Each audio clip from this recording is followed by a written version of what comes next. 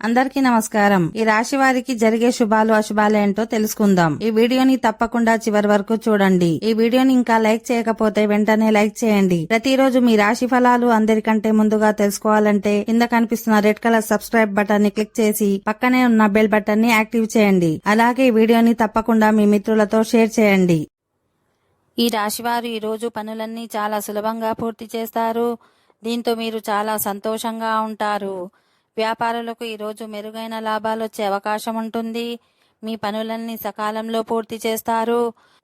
పెద్దలు ఉన్నతాధికారుల ఆశీర్వాదంతో మీరు ఎలాంటి మానసిక భారం నుండైనా విముక్తి పొందుతారు. మీ గృహ జీవితంలో సంతోషంగా ఉంటుంది. మీకు ధనలాభం, పదోన్నతులు లభించే అవకాశం ఉంది. సాయంత్రం సమయం కొంత ఒత్తిడి, అలసట ఉండవచ్చు.